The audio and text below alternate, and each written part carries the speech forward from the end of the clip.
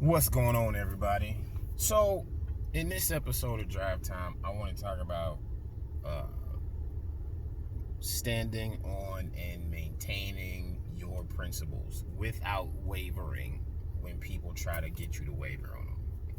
The thing that made me want to talk about this was I saw a video recently where it was a young lady who does nails, and apparently she's like quite prominent on social media for her work in doing nails. So she gets a woman, comes into her boutique or whatever, wants to get her nails done, tells her, I got these ideas, I want to send them to you so you can check them out, and then I want you to do these designs for my nails. Girl opens up the designs, and she immediately got questions. She's like, what is this?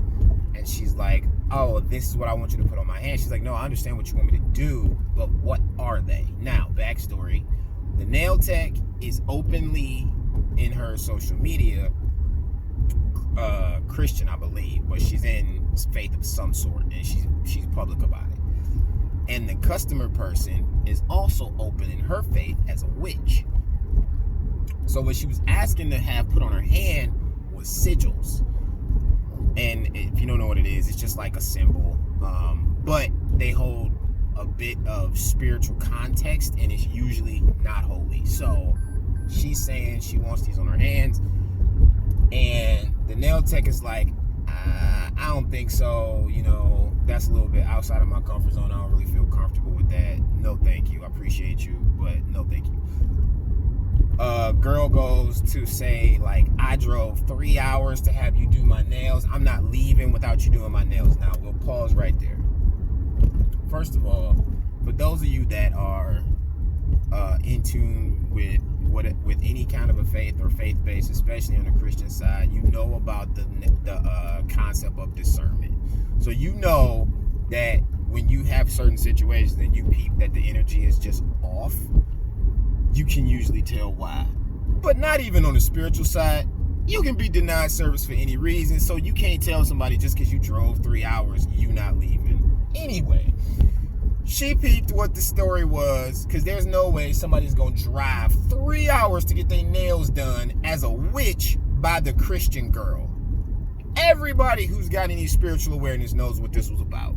And just in case you don't have spiritual awareness, to get somebody Christian to paint and work with sigils is pretty much the same as trying to get the little boy to drink the blood in the Golden Child. That wraps it all up for you. If you don't know what the Golden Child is, it's Eddie Murphy movie from back in the 80s. Go watch it. And that explains everything on what I'm talking about. But to take it out of a spiritual context, the reason why I say this is important is because this is something that happens in all industries. When you have certain principles, codes, policies that you follow, people are constantly going to try to get you to renege, bend, break, waver, wiggle on your principles. And the reason I know this is because one of my older brothers was a realtor. And one of the first things I remember him telling me was how much he had to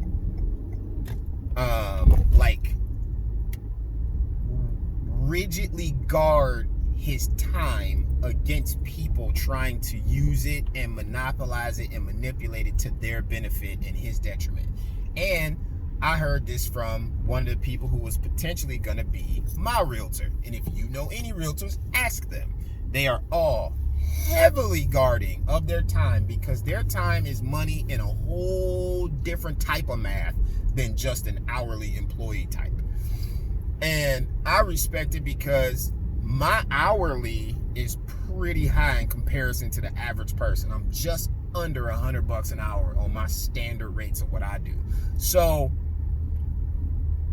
it's not cool for people to waste their time. And then when you understand that people will try to on purpose, it puts you on a different level or a different heightened level of awareness.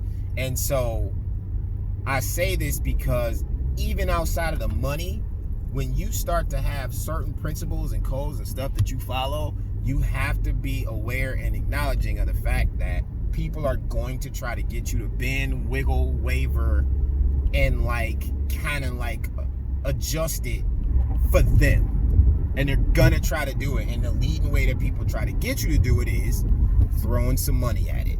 Oh, well, I know you don't do so-and-so, but I'll pay you this. And what I would say to that is this. You got to have a line.